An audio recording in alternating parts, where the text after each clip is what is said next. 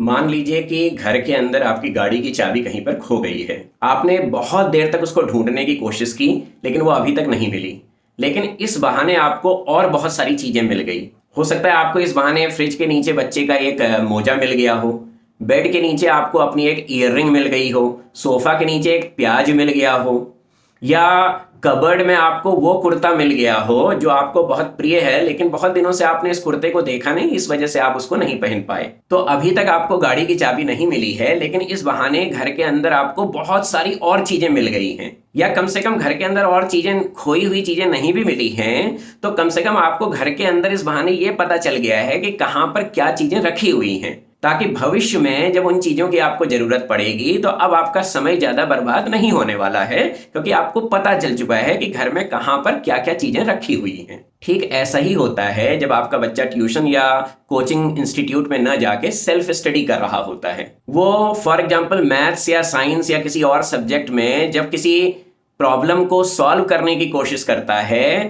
तो भले ही उससे वो प्रॉब्लम का सॉल्यूशन उसे तुरंत ना मिल पाए, लेकिन इस बहाने उसके न जाने कितने कॉन्सेप्ट और क्लियर हो जाते हैं। और जब वो बहुत संघर्ष करने के बाद अपने किसी पर्टिकुलर प्रॉब्लम का सॉल्यूशन पाता है, तो वो तरीका या वो सॉल्यूशन उसके दिमाग में हमेशा के लिए सेट हो जाता है। अब वो कभी भी उस बात को या उस कॉन्सेप्ट को नहीं भूलेगा। लेकिन हमारे पेरेंट्स आजकल ये सोचते हैं कि जहां हमारा बच्चा किसी कॉन्सेप्ट में 2 4 10 मिनट तक अटका रहा तो उसका समय बर्बाद हो रहा है। पेरेंट्स ऐसा सोचते हैं और तुरंत ही उसके लिए एक ट्यूटर की व्यवस्था करा देते हैं, और फिर वो ट्यूटर आपके बच्चे के बदले सोचने लग जाता है।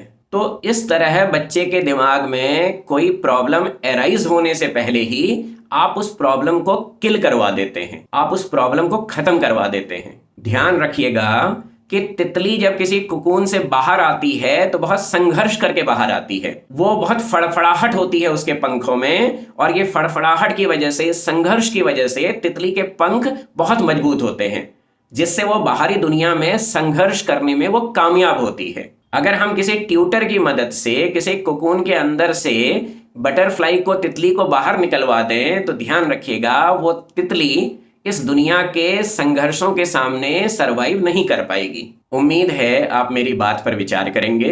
मेरी टीचिंग के 25 साल के अनुभव ने मुझे जो सिखाया, मैं थोड़ा बहुत वो आपके संग शेयर करने की कोशिश कर रहा हूं। बहुत बहुत धन्यवाद।